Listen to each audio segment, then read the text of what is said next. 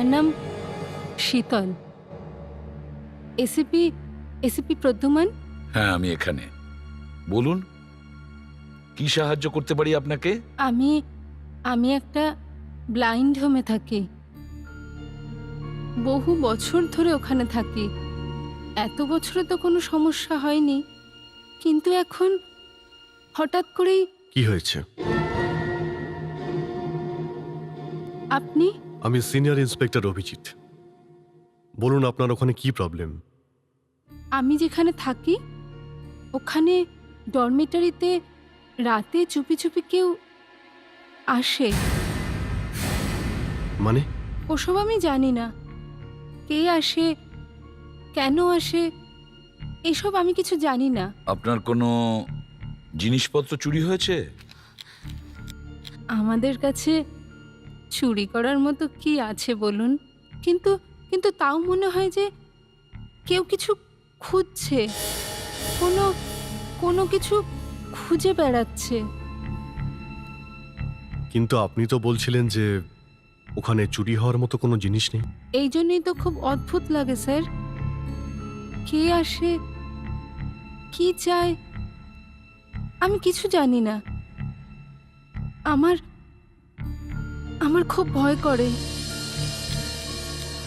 আপনি এটা কি একদম শিওর হয়ে বলছেন? ইন্সপেক্টর অভিজিৎ, আমি দেখতে পাই না ঠিকই, কিন্তু কিন্তু আমি শুনতে পাই। আমি একটুও যদি কোনো আওয়াজ পাই তাহলে বুঝতে পেরে যাই যে আমার ঘরে কেউ আছে, আমার আশেপাশে কেউ আছে, কিন্তু কিন্তু আমি কিচ্ছু করতে পারি না। আমি ভয়ের চোটে ঘুমানোর অ্যাক্টিং করি। আচ্ছা, ঘরে কি আপনি একাই থাকেন নাকি? আরো আরো একটা মেয়ে থাকে স্যার। আচ্ছা, ও কিছু বুঝতে পারে না? ও তো নাকে তেল দিয়ে ঘুমোয় স্যার। ও বিছানাতে শোয়া মাত্রই ঘুমিয়ে পড়ে, একদম সকালে ওঠে। আচ্ছা, এই যে আপনার রুমে আসে, সে কি রোজই আসে নাকি মাঝে মাঝে? মাঝে মাঝে, কখনো একদিন বাদে, কখনো দুদিন বাদে। ঠিক আছে, আপনি ভয় পাবেন না, আমরা দেখছি। Thank you sir. ফেডরিক, এনাকে ছেড়ে দিয়ে এসো। আসুন, এদিকে আসুন।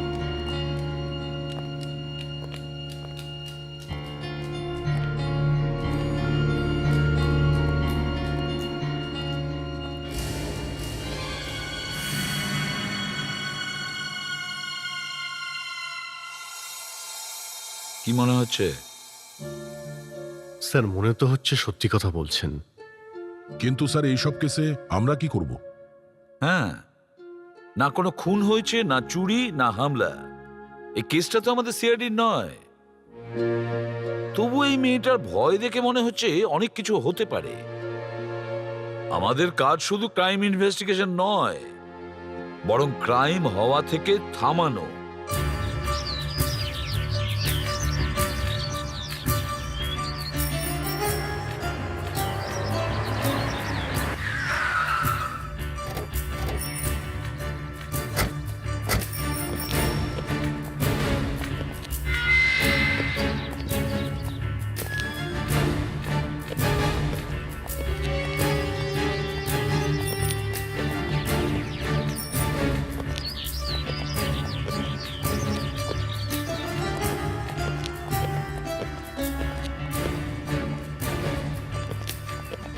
এক মিনিট শোনো। হ্যাঁ। এই শীতলকে তোমরা চেনো? শীতল? ও ওই 17 নম্বরের মেয়েটা। আরে স্যার, ওর কথাটা বলবেন না। ওর অনেক সমস্যা আছে। কখনো একা একা বসে কাঁদতে থাকে, কখনো সবার সামনে হাসতে থাকে। কোনো গন্ডগোল আছে। কিন্তু স্যার, ওকে আপনাদের কি প্রয়োজন? এখানকার ডক্টর কোথায়, যিনি এখানকার ইনচার্জ? ওই তো স্যার, ওই আপনার পিছনেই আসছেন। Hello doctor. Yes. Senior inspector Abhijit, CID থেকে। সিআইডি? ব্লাইন্ড হোমে কি হয়েছে এখানে? আপনাদের এখানে একজন শীতল ম্যাডাম থাকেন। হ্যাঁ হ্যাঁ। উনি আমাদের অফিসে এসেছিলেন। আপনি বলছিলেন যে যে ওর ঘরে কেউ চুপি চুপি যায়, তাই না? আগে হ্যাঁ, দেখুন ইন্সপেক্টর, ইংরেজিতে একটা প্রবাদ আছে, empty mind is a devil's workshop. অলস মস্তিষ্ক শয়তানের কারখানা। অলিক কল্পনাকে আটকাবো কি করে আমরা? সামান্য হাওয়া বইলেও ওদের মনে হয় ঝড় বয়ে গেল।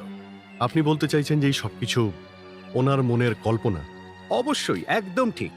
ডোন্ট ওয়ারি, চেষ্টা ফর ইয়ার। বাই। বাই।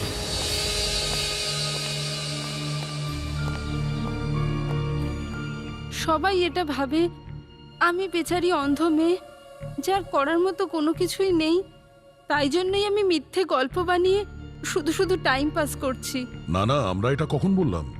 কিন্তু দেখুন, আপনার কথা অনুযায়ী আমরা ব্লাইন্ড হোমে গিয়েছিলাম, কিন্তু ওখানকার সবাই এটা বলল যে আপনি ওভার রিয়াক্ট করেন। তাও আমরা খোঁজ খবর নিয়েছি, কিন্তু কোনো কিছুই জানা যায়নি। ব্যাপারটা তো সেটাই যে আমি মিথ্যে কথা বলছি। দেখুন ম্যাডাম, ব্লাইন্ড হোমে আমরা অনেককেই জিজ্ঞাসাবাদ করেছি। এবার ওরা সত্যি বলছেন, আপনি সত্যি বলছেন, ওদের কথা বিশ্বাস করবো নাকি আপনার কথায়? হতে পারে ওরা সবাই মিথ্যে বলছে। কিন্তু কেউ আপনার ঘরে আসবে কেন? কি চাই ওর? সেটাই তো আপনাদের খুঁজতে হবে। দেখুন, আমরা পুলিশের লোক, আমাদেরও এরকম অনেক কিছু মনে হয়। আমাদেরও মনে হয় যে আসামি কে আমরা জানি আর তাকে আমরা ধরে ফেলবো, কিন্তু কখনো কখনো আমাদেরও ভুল হয়ে যায়। এটাই তো পার্থক্য আপনাদের আর আমার মধ্যে। আমার কখনো ভুল হয় না। হ্যালো,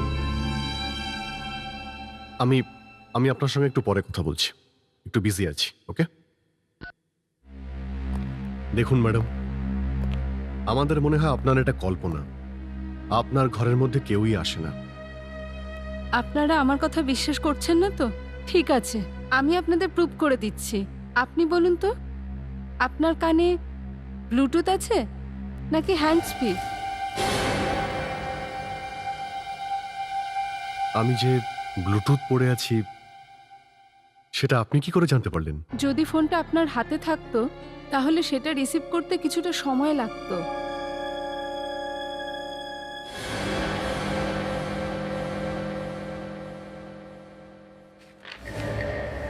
ইন্সপেক্টর দয়া, আপনি ফাইলটা যতই আস্তে টেবিলে রাখুন না কেন, আমি ওটার আওয়াজ ঠিকই শুনতে পাবো। মিস্টার ফেডরিক, আপনার মোবাইল ভাইব্রেশনে আছে, কখন থেকে বাজছে, রিসিভ করুন।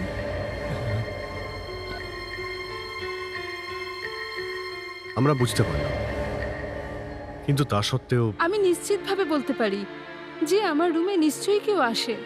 সেটা আপনারা চারজন বিশ্বাস করুন আর না করুন। এই তো আপনি ভুল করলেন। এখানে এই রুমে 4 জন নই, আমরা 3 জন রয়েছি। হয়তো ভুলে যাচ্ছেন, দরজায় এসিপি স্যার দাঁড়িয়ে আছেন। বাহ, স্যার, ঈশ্বর যখন কারোর কাছ থেকে কিছু কেড়ে নেন তখন তাকে অন্য আরেকটা শক্তি দেন। আমরা খুব সামান্য শব্দও শুনতে পাই, যেটা আমাদের চোখ দেখতে পায় না। সরি শীতল, তবে এবার তোমার কেসটা সিরিয়াসলি নেব। তোমাকে দ্বিতীয়বার অভিযোগ করার সুযোগ দেব না। তোমার রুমে যেই আসুক না কেন, তাকে এটা তো বলতেই হবে যে তার উদ্দেশ্যটা কি। এই কেসটা তখনই সলভ হবে যখন কেউ ব্লাইন্ড হোমে গিয়ে থাকবে আর ওখানকার প্রতিটা ঘটনা, প্রতিটা লোকের ওপর নজর রাখবে। আমাদের মধ্যেই কাউকে ছদ্মবেশে যেতে হবে। কিন্তু সবকিছু খুব সাবধানে করতে হবে স্যার। অন্ধের অ্যাক্টিং করা এত সহজ নয়। স্যার, এই কাজের জন্য অভিজিৎকে পাঠিয়ে দেওয়া হোক। অভিজিৎ ভালো অ্যাক্টিং করে। হ্যাঁ না দয়া, আমি নিজেই যাব। স্যার, আপনি? হ্যাঁ অভিজিৎ, কারণ আমি ভালো করে জানি যখন চোখের দৃষ্টি চলে যায় তখন কিরকম ফিলিংস হয়। একবার আমি দৃষ্টি হারিয়ে ফেলেছিলাম, তার মানে আমি অন্ধ হয়ে গেছি। আমি আর কোনোদিন দেখতে পাবো না।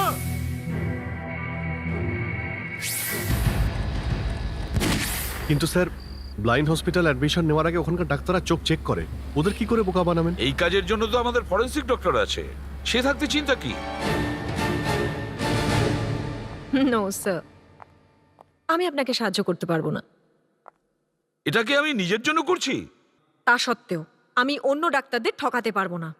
আমাকে যেভাবেই হোক ওই ব্লাইন্ড হোমে যেতে হবে। আপনি এসিপি হয়েও তো যেতে পারেন। এসিপি হয়ে গেলে কোনো লাভ হবে না, কারণ ওখানে কি হচ্ছে কিছুই জানা যাবে না।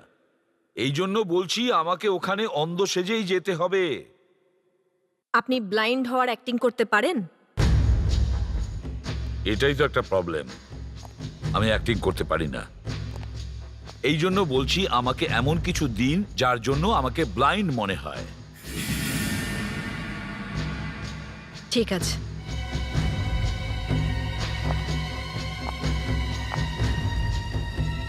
আমি আপনাকে একটা কেমিক্যাল দিচ্ছি, কিন্তু আপনাকে বলবো না যে সেটা কি। বলতে হবে না, কিন্তু দিন।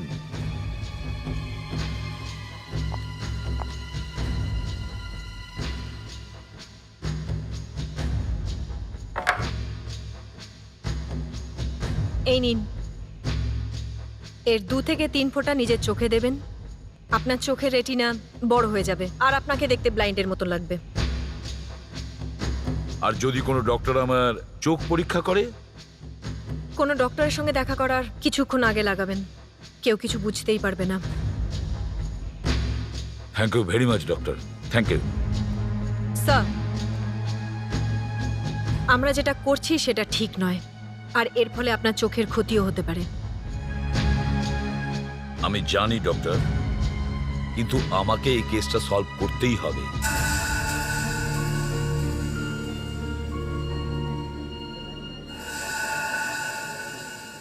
আপনাকে ডক্টর আগরওয়াল পাঠিয়েছেন? হ্যাঁ, ভালো চিকিৎসার জন্য। আপনার নাম কি? আমার নাম পান্ডুরাম ফুলসে। আমি হীরের কারিগর, বহু বছর ধরে কাজ করি। আচ্ছা, ওনাকে মেশিনে বসিয়ে দাও। আগে আসুন, একটু সাবধানে আসুন, এই দিক দিয়ে। এই যে এখানে বসুন।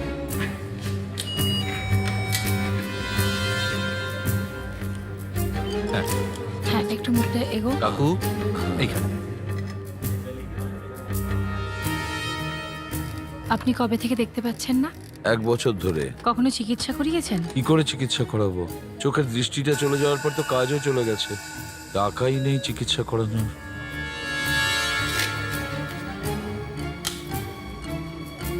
হয়ে গেছে। Doctor Shah, yes, he is totally blind.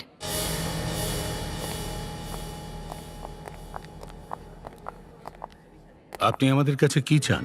আপনি আমাকে আপনাদের ব্লাইন্ড হোমে রেখে দিন, আমার আর কেউ নেই। ঠিক আছে, ওনাকে বেড নাম্বার 8টা দিয়ে দাও। আপনি চিন্তা করবেন না, এখানে আপনার সম্পূর্ণ খেয়াল রাখা হবে। Thank you doctor.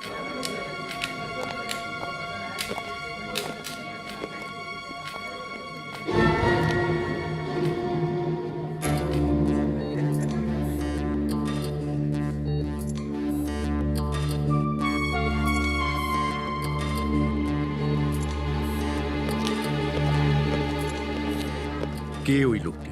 নতুন patient, totally blind. Totally blind? সত্যিই যদি অন্ধ হয় তাহলে আমি ঘরে ঢুকতেই ওর চোখটা রিয়াক্ট করলো কেন? আর রাস্তা থেকে যেভাবে সরলো মনে হলো ধাক্কা মাচাতে সরলো। আমাকে কোথায় রাখবে? আমার রুমটা কোথায়? ওই যে সামনের দিকে। আর এখানে লেডিসদের রুম কোথায়? পিছনের দিকে আছে। পেছনের দিকে?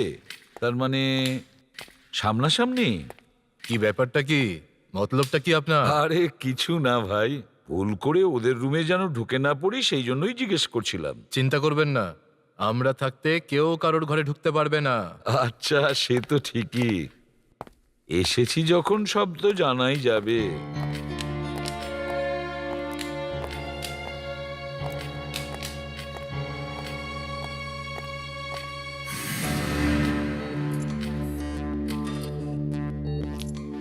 কোনো কিছুর প্রয়োজন হলে বেল টিপে দেবেন। আচ্ছা ঠিক আছে।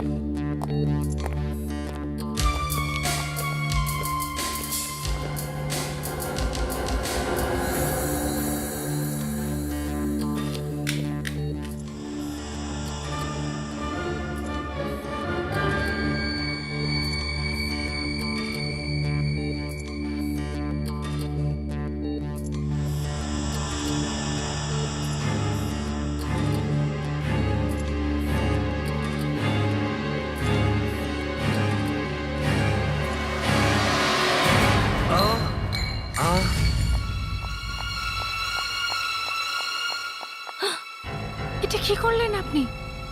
আমি ভুল করে ফেলেছি।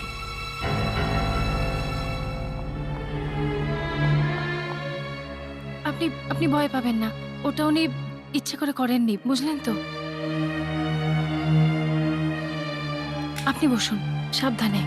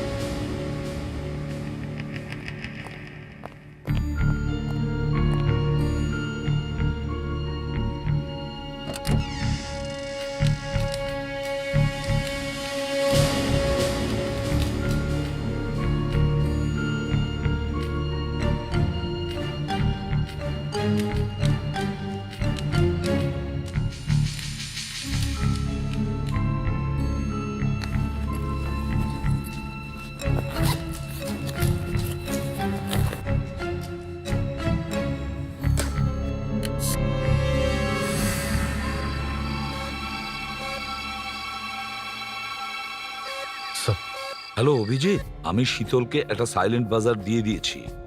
যদি ওই রুমে কেউ আসে তাহলে ও বাজারটা বাজিয়ে দেবে। Okay sir. স্যার ওখানে কোনো প্রবলেম নেই তো?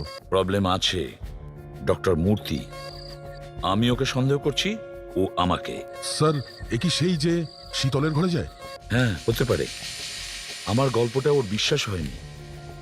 আমি তো কোনো অ্যাক্টর নই, তবু এই মুহূর্তে ডক্টর মূর্তি আমার শত্রু। হ্যালো, আমি আবার পরে কথা বলছি, কেউ আসছে। Okay sir.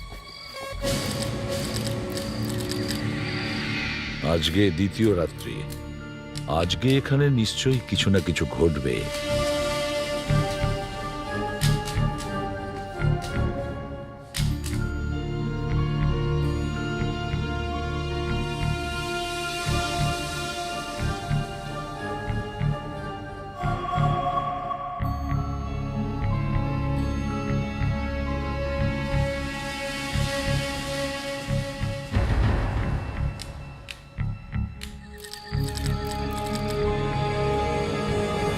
আজকে তৃতীয় রাত্রি, কিন্তু এখনো পর্যন্ত কিছু হলো না।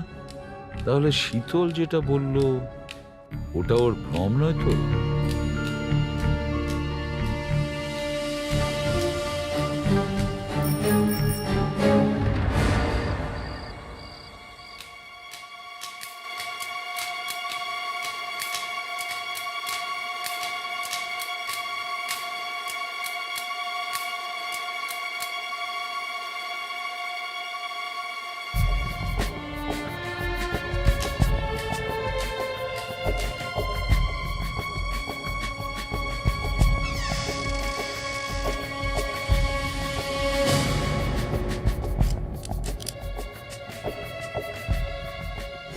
হ্যালো অভিজিৎ।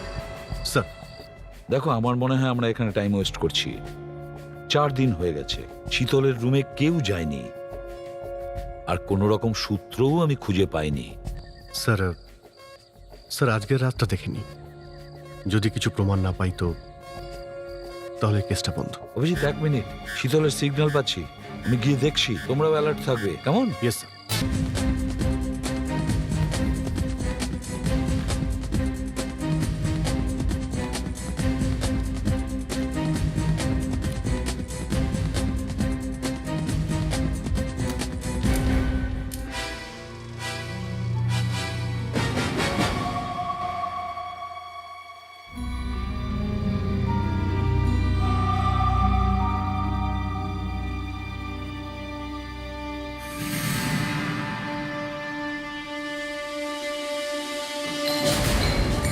দাঁড়াও, দাঁড়াও, দাঁড়াও বলছি, দাঁড়াও, না হলে কিন্তু গুলি করবো।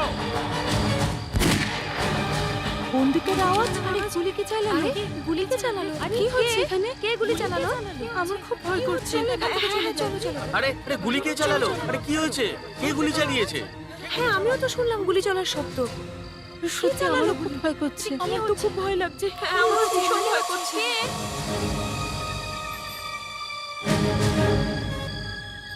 স্যার। হ্যাঁ, কেউ এসেছিল, আমি নিজে ওর পিছু নিয়েছিলাম। শীতল আমাদের ভুল বলেনি, ব্যাপারটা সত্যি খুব সিরিয়াস। স্যার চিনতে পেরেছেন কে ছিল? না, আমি ওকে ঠিক মতন দেখতে পাইনি, কিন্তু আমার মনে হয় ও ডক্টর মূর্তিই ছিল। আমি এই কেসের শেষ দেখে ছাড়বো, এই ডক্টর মূর্তিকে আমি ছাড়বো না। অপরাধী যেই হোক তাকে শেষ পর্যন্ত জেলে যেতেই হবে। Yes sir.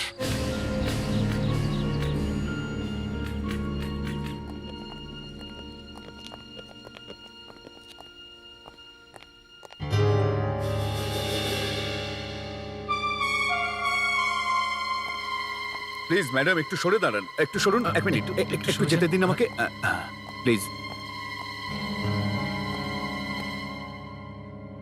এসব কি হচ্ছে কি এখানে?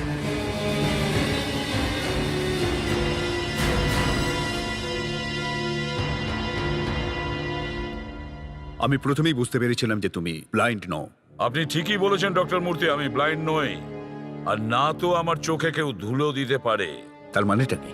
তার মানে আপনাদের ব্লাইন্ড হোমে কিছু গোলমাল হচ্ছে, আর আমি এটা খুঁজতে এসেছি এই গোলমালের পেছনে আছে কে। আপনি এখানে কার কথা অনুযায়ী এসেছেন?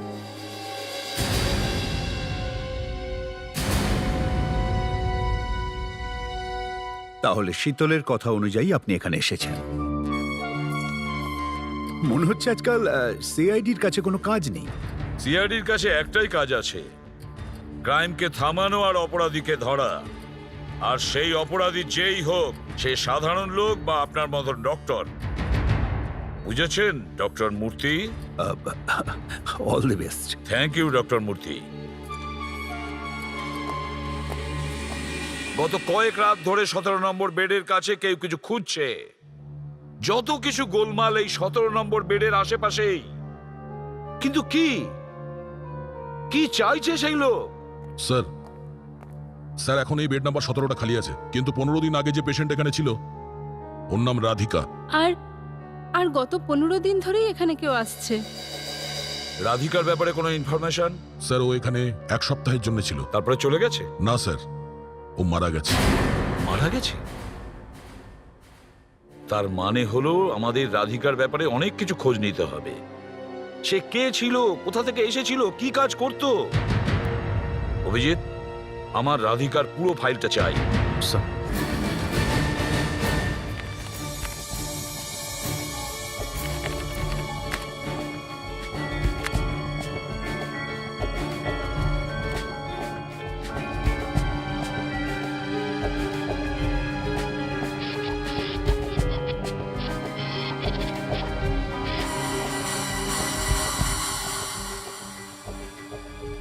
স্যার রাধিকা একটা জুয়েলারি শপে কাজ করত, সুরজমল ডায়মন্ডস।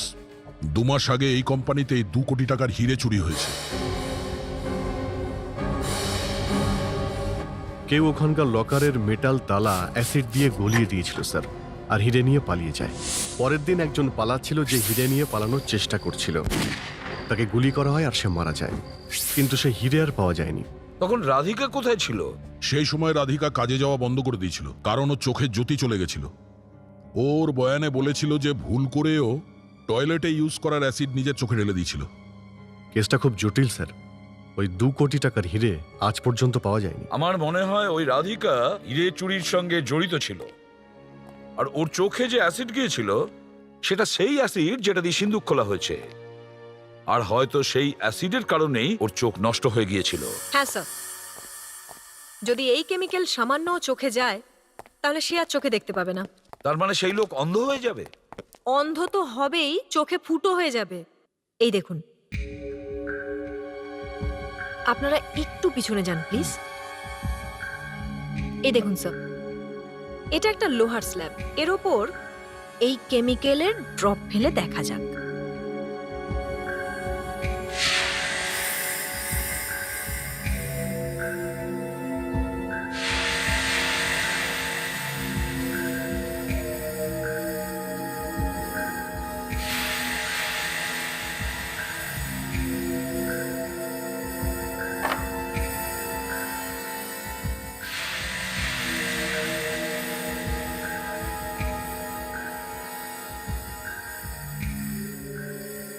এই কেমিক্যাল তো লকারের তালাও গলিয়ে দিতে পারে। তাহলে মানুষের চোখ এমন কি ব্যাপার? তার মানে হলো রাধিকা হিরে চুরির সঙ্গে যুক্ত ছিল। যখন ওরা সিন্ধুকে এই কেমিক্যালটা ঢালছিল তখন ভুল করে এই কেমিক্যালটা রাধিকার চোখে লেগে যায় আর ওর চোখ নষ্ট হয়ে যায়। কিন্তু হিরে কোথায় রাখা আছে এটা রাধিকা জানতো। রাধিকা তো মারা গেছে স্যার। আমাদের এটা জানতে হবে যে রাধিকার মৃত্যু কিভাবে হয়েছিল।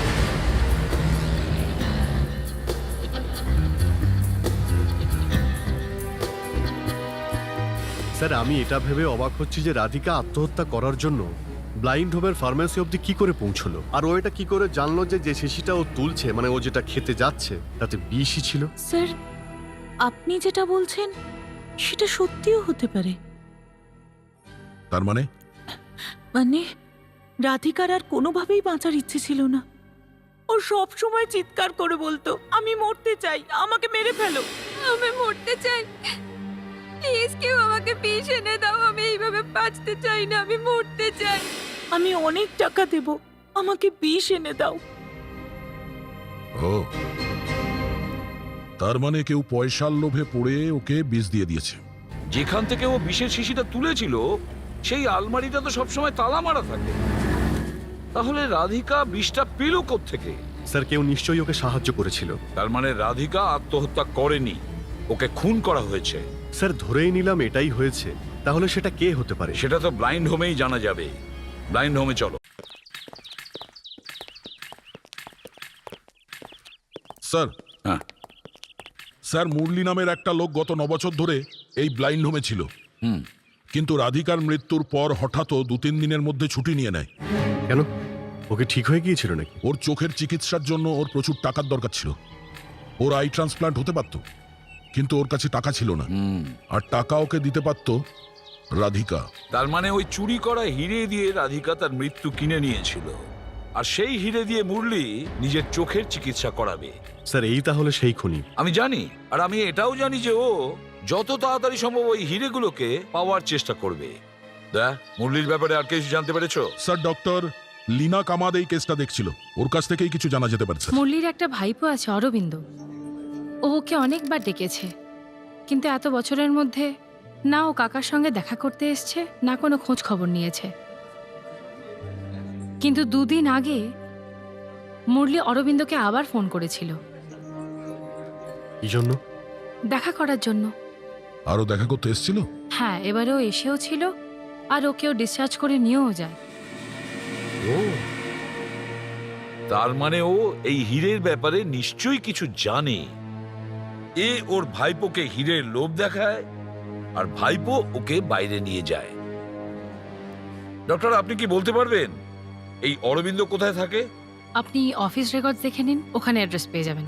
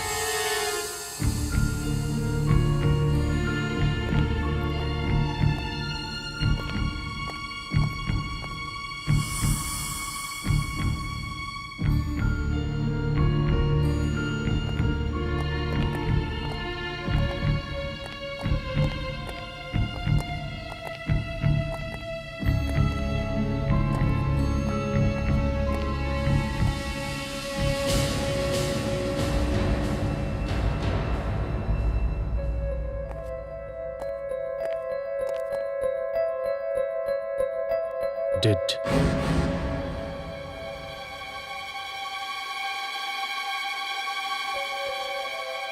রক্ত এখনো লাল আছে, শুকিয়ে কালো হয়ে যায়নি।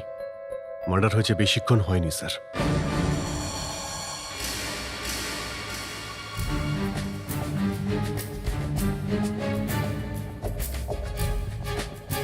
স্যার এই দেখুন স্যার, মনে হচ্ছে মারা যাওয়ার আগে এদের মধ্যে কেউ ফোন করেছিল। দেখো তো লাস্ট কোন নাম্বার ডায়াল করেছিল।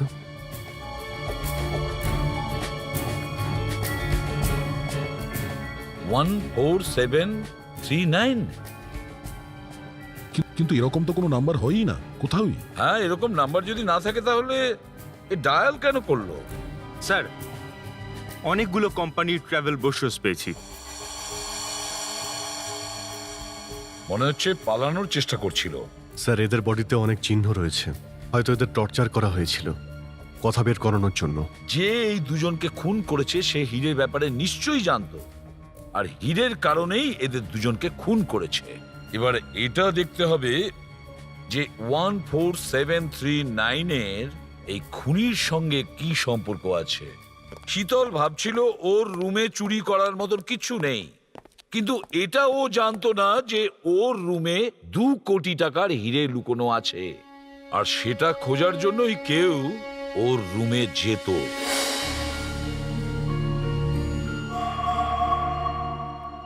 কিন্তু ও এটা জানতো না যে ওই হীরে আগেই উধাও হয়ে গেছে। মুরলি ওই হীরেগুলো নিয়ে আগেই ওখান থেকে চলে গেছে। কিন্তু ও জেনে গেছিল যে হিরেটা মুরলির কাছে আছে, তারপরেই ও মুরলিকে টর্চার করে আর মেরে দেয়। স্যার, আমাদের এই মুরলির বিষয়ে তদন্তটা শুধুমাত্র ব্লাইন্ড হোমের লোকেরাই জানতো। এই খুনি ব্লাইন্ড হোমেরই কেউ হবে। ও শুধু রাধিকা বা মুরলিরই নয়, ও আমাদেরও অনেক কিছু খবর রাখে। এখনো তো আমার সন্দেহ ডক্টর মূর্তির ওপরেই। কিন্তু ওনাকে ধরার জন্য আমাদের কাছে কোনো প্রমাণ নেই স্যার। আমাদের হাতে শুধু একটাই ক্লু আছে, 14739। এটা কি হতে পারে 14739? কোনো ব্যাংক লকারের কোড নাম্বার, কোনো লকারের কোড, পোস্ট বক্স নাম্বার। এটা কোনো গাড়ির নাম্বারও তো হতে পারে। হ্যাঁ, কিন্তু স্যার কোনো কোডই তো 14739 দিয়ে শুরু হয় না। এটাও হতে পারে ওই নাম্বারের এটা লাস্ট পার্ট, এর আগে অন্য কিছু থাকতে পারে। খোঁজ নাও এটা কিসের নাম্বার। এই নাম্বারই আমাদের খুনির কাছে পৌঁছে দেবে।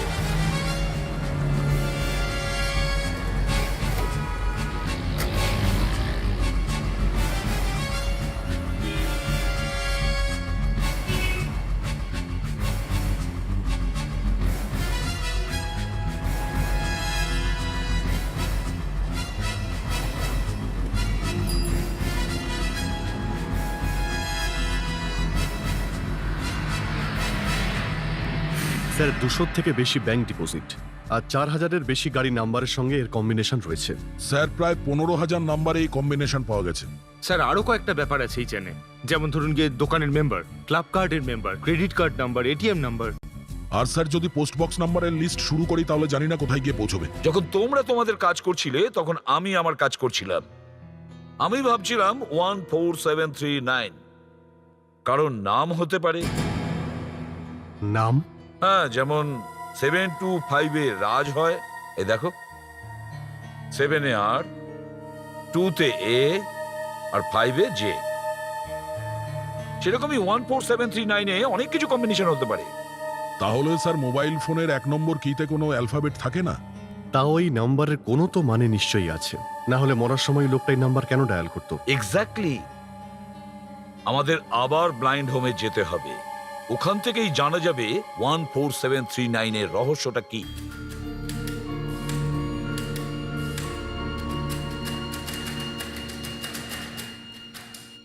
আচ্ছা, মুরলি কি আপনাদের সঙ্গে কখনো 14739 নাম্বারের ব্যাপারে কথা বলেছিল? বা আপনারা যদি এই নাম্বারের ব্যাপারে কিছু জেনে থাকেন? না স্যার, এই নাম্বারটা তো আমরা প্রথম শুনলাম। আচ্ছা, এটা বলুন যে ডক্টর মূর্তি কেমন ডক্টর? একটু স্ট্রিক্ট, H কিন্তু খুব ভালো মানুষ। I তাহলে এই নাম্বার ওনার সঙ্গে রিলেট হতে পারে? ওনার বাড়ির নাম্বার, ওনার গাড়ির নাম্বার, এইরকম কোনো নাম্বার রয়েছে? হতে পারে M স্যার, কিন্তু আমাদের জানা আচ্ছা, নেই। মনে করে দেখুন অন্য আর কিছুতে এরকম নাম্বার।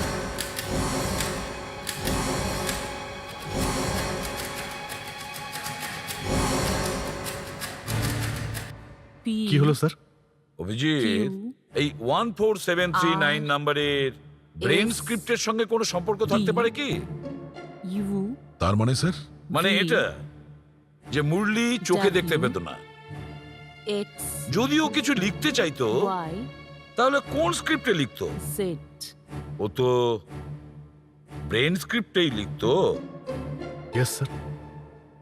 দা, স্যার আমাকে একটা পেপার আর পেন দাও। স্যার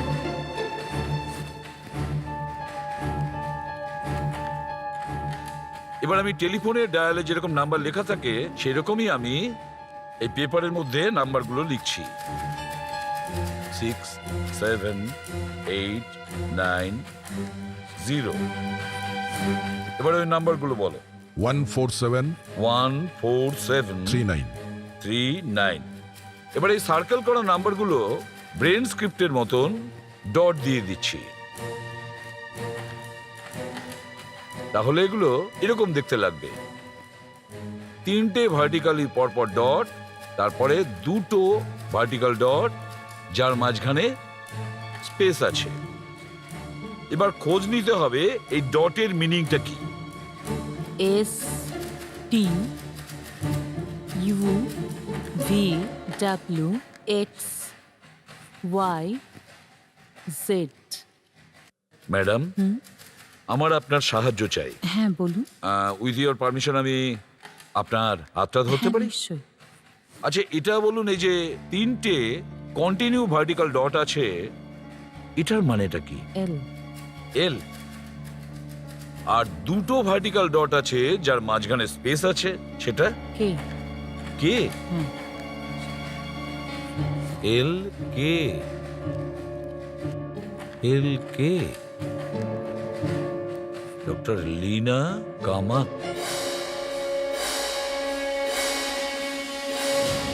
মাই গড, ও তো আমাদের এটাই বলতে চেয়েছিল। স্যার, লীনা কামাত এই চুরির খবর নিশ্চয় নিউজ পেপারে বা টিভিতে দেখেছিল। কাল রাতে সুরাজমাল ডায়মন্ডসের দোকানে দামি হীরে চুরি হয়ে গেছে। চোরেরা সিন্ধুক খোলার জন্য অ্যাসিডের মতো কোনো জিনিস ব্যবহার করেছিল। রাধিকা মারা যাওয়ার পরেও লীনা কামাত ওই হিরেগুলো খুঁজছিল। কিন্তু যখন আমরা মুরলির কাছে পৌঁছানোর চেষ্টা করছিলাম, লীনা কামাত আমাদের আগেই ওখানে পৌঁছে যায়। আর যেই ও হীরের ব্যাপারে জানতে পারে, ও মুরলিকে মেরে ফেলে। কিন্তু মুরলি মারা যাওয়ার আগে লীনা কামাতের নাম টেলিফোনে লিখে দিয়ে যায়। এই লীনা কামাত এই মুহূর্তে কোথায়?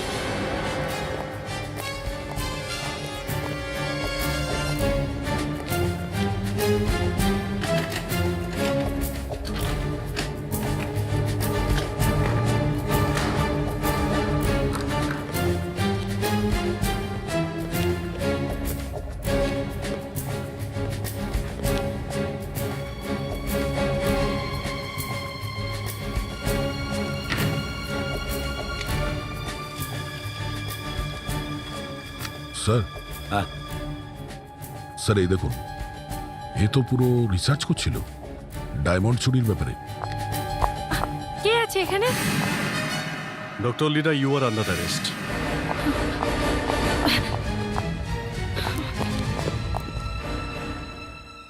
দেখো, ভেতরে লুকিয়ে থেকে কোনো লাভ নেই, বাইরে এসো। দরজা ভেঙে দাও। স্যার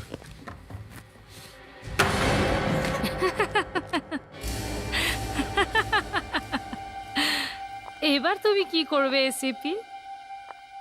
না রইল হিরে, আর না রইল প্রমাণ। আমি হিরেগুলোকে ফ্ল্যাশ করে দিয়েছি। আচ্ছা, আমরা সমস্ত সোয়েজ লাইন সিল করে দেব, বুঝেছো? আর হিরে উদ্ধার করব। কিন্তু তুমি প্রমাণ কি করে করবে যে হিরেগুলো আমার বাথরুমের পাইপ থেকে বেরিয়েছে? এখানে তো অনেকগুলো বাথরুম আছে। হিরে কোথা থেকে এসছে আর কোথায় যাবে এ নিয়ে আমাদের মাথা ব্যথা নেই। মুরলি মারা যাওয়ার আগে টেলিফোনে তোমার নাম লিখে দিয়ে গেছে।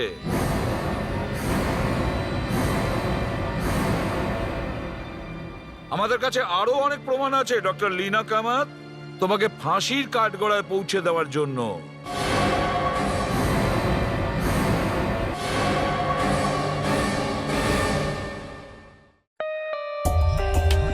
For more updates, subscribe to our channel, click the show links and enjoy watching the videos.